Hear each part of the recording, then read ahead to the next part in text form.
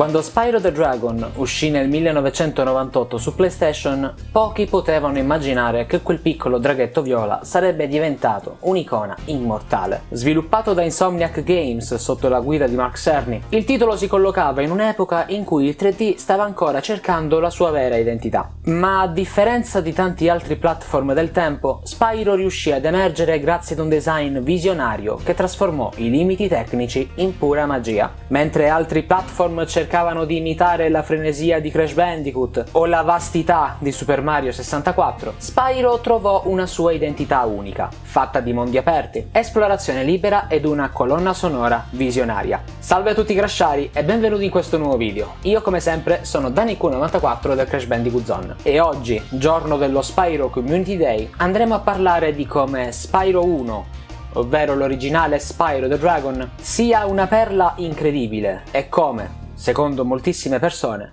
sia il migliore della trilogia.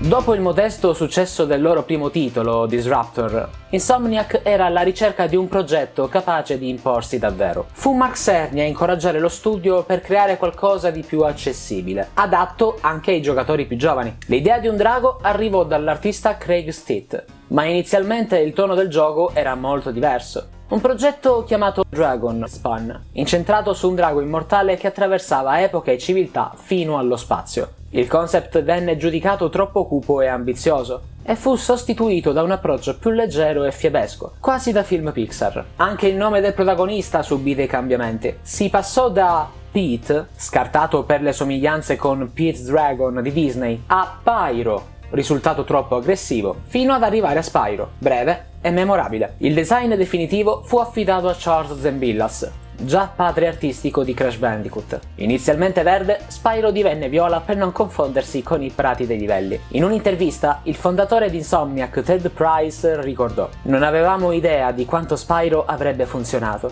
Stavamo cercando solo di realizzare un gioco divertente e colorato, e ci siamo trovati con qualcosa che ha superato le nostre aspettative."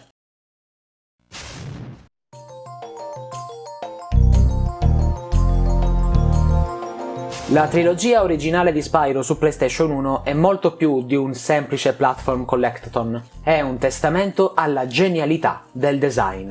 I mondi di Spyro erano il frutto di una filosofia precisa: non più di 3 colori base per ogni livello. Questa regola, apparentemente rigida, costrinse gli artisti a creare paesaggi dal tratto pittorico, quasi onirico, che sembravano sospesi tra sogno e realtà. Le forme esagerate e le tinte brillanti davano vita a scenari surreali che, ancora oggi, conservano un fascino intatto, a differenza dei remake moderni, come Spyro Reignited Trilogy, che seppur splendidi visivamente, hanno perso parte di quella rarefatta essenza. L'originale conservava un'atmosfera unica. Le superfici semplificate, le architetture minimali e l'uso calibrato dei colori restituivano l'idea di un mondo mitico e dimenticato, più vicino a un dipinto impressionista che ad una rappresentazione a metà tra il cartoon ed il realistico.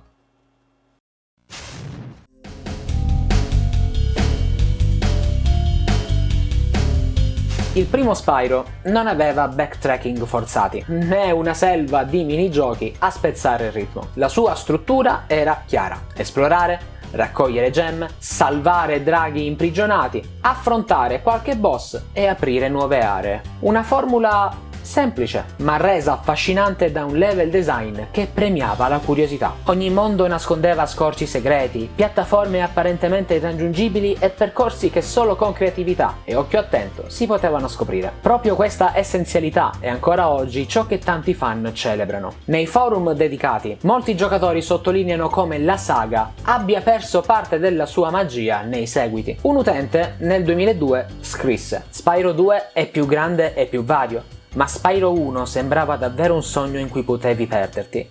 Non c'era nulla a distrarti, solo te, le gemme ed il cielo infinito."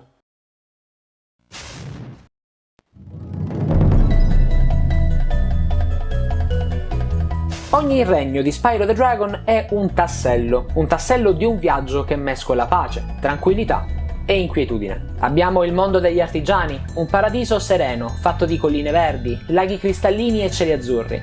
Un mondo che sembra invitare il giocatore ad un sogno ad occhi aperti. Abbiamo il mondo dei pacificatori, che ne rappresenta il brusco contrasto. Un paesaggio desertico e bellico, segnato da cannoni e tende militari. Qui la leggerezza del viaggio si tinge di tinte cupe. Abbiamo il mondo degli stregoni, l'apice dello stile surreale, tra montagne innevate dalle sfumature rosate e torri candide che svettano come monumenti eterei. Abbiamo il mondo dei domatori, un regno decadente e misterioso, dove tecnologia e tribalismo convivono in un'atmosfera inquietante, con villaggi sospesi e torri sommerse. Nasty Nork sta trasformando la palude in un mucchio di immondizie elettrificato. E pensare che era così bella un tempo. Non ho dubbi. Il mondo dei tessisogni, il punto più visionario del gioco. Livelli caotici, forme distorte, colori psichedelici. Un'allucinazione digitale che segna l'apice della creatività visiva.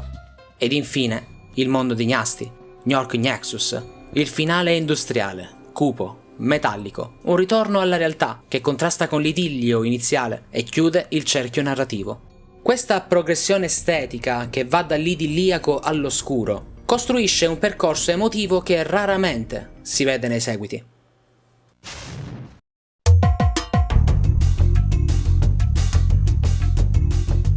La differenza più grande tra Spyro 1 ed i suoi due seguiti risiede proprio nell'atmosfera. Le ambientazioni del primo capitolo erano oniriche, quasi astratte. Castelli sospesi, foreste incantate, mondi tessuti di luci e colori che non volevano riprodurre la realtà, ma evocare un immaginario fiabesco. Oh, che pace qui nei 5 mondi. Oh, sono 6. Al contrario, Spyro 2 e 3 si spostarono verso scenari più concreti. Fattorie, città, ambienti ispirati a culture reali, perdendo parte di quella sensazione di trovarsi in un regno sospeso tra sogno e fantasia. Un esempio emblematico, infatti, è il contrasto tra le atmosfere mistiche di livelli come Lofty Castle o Passaggio Buio e i livelli più quotidiani dei seguiti, che seppur più variegati riducevano il senso di mistero. Molti fan ricordano ancora oggi il senso di esplorazione e di misticismo di Palude Nebbiosa o la follia platform di Treetops, livelli che incarnavano quella libertà creativa che rese Spyro un piccolo universo da esplorare.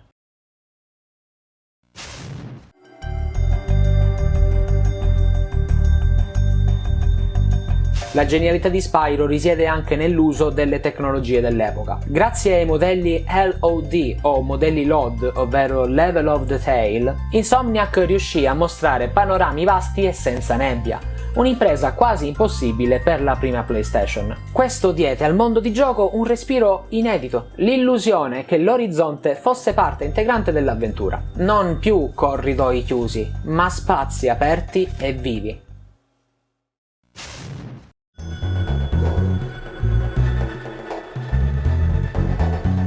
Altro elemento fondamentale fu la musica composta da Stewart Copeland, ex batterista dei Police. Ogni brano nasceva dall'esperienza diretta dei livelli, che Copeland esplorava personalmente prima di scrivere. Il risultato fu una soundtrack indimenticabile, capace di fondere ritmi sincopati, sonorità eteree e una vena sperimentale che contribuiva a rendere Spyro un viaggio sensoriale oltre che ludico. In una dichiarazione Copeland confessò: "Lavorare a Spyro è stato come tornare bambino. Potevo giocare i livelli, assorbire le atmosfere e trasformarle in musica. È stata una delle esperienze più libere della mia carriera." La colonna sonora di Spyro the Dragon amplificò la magia. Come dicevo prima, ritmi sincopati, melodie eteree, un approccio sperimentale che non si limitava ad accompagnare, ma dipingeva i mondi stessi. Era musica che respirava insieme agli ambienti. Molti fan ancora oggi ritengono la colonna sonora del primo gioco ancora insuperata. Tracce come Palude Nebbiosa, utilizzata anche nei seguiti, oppure quella di Collina Pietrosa, la musica di Antro Nero o quella di Paese di Terrazze sono rimaste impresse come delle vere e proprie icone della musica videoludica anni 90.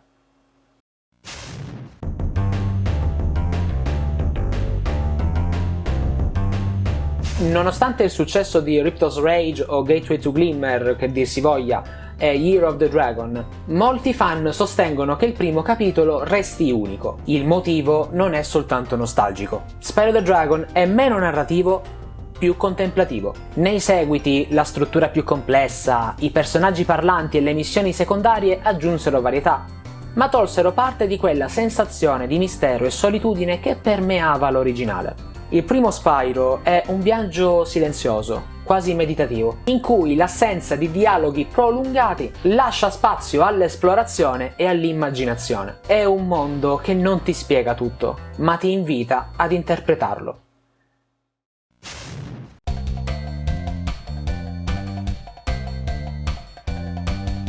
Gli sviluppatori stessi hanno ricordato con affetto la nascita di Spyro. Alcuni membri di Insomniac hanno raccontato come il design del draghetto fosse nato per contrastare l'oscurità di altri titoli dell'epoca. Volevamo un personaggio leggero, libero, che volasse su grandi spazi, non qualcuno intrappolato in corridoi bui. I fan, già sul finire degli anni 90, sui primi forum dedicati alla PlayStation, parlavano di Spyro come un sogno interattivo. Molti sottolineavano come il gioco desse la sensazione di perdersi in un quadro vivo, un'impressione che difficilmente i sequel, seppur bellissimi, e lo dico da fan principalmente di Spyro 2, riuscirono a replicare.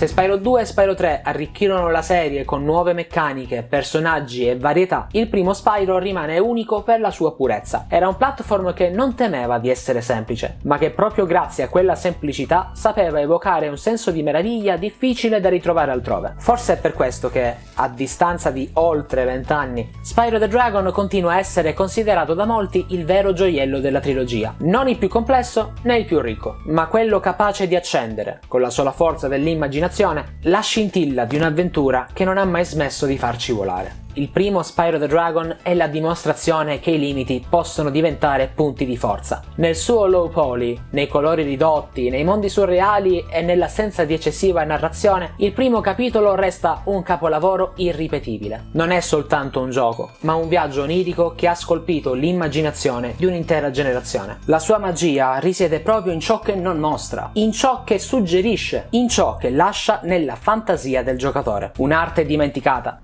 che continua a brillare come una gemma rara nella storia dei videogiochi.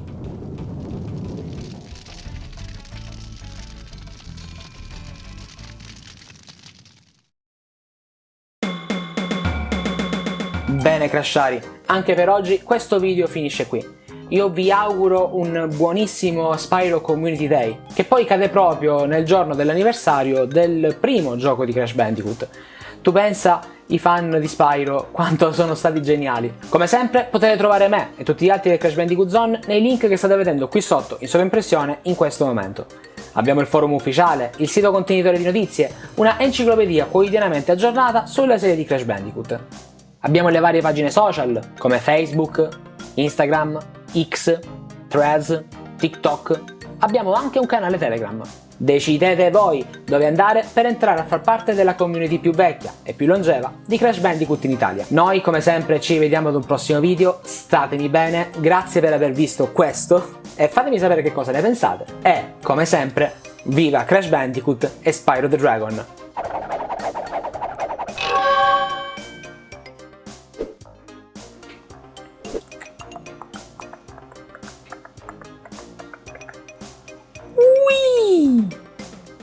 E mette a fuoco.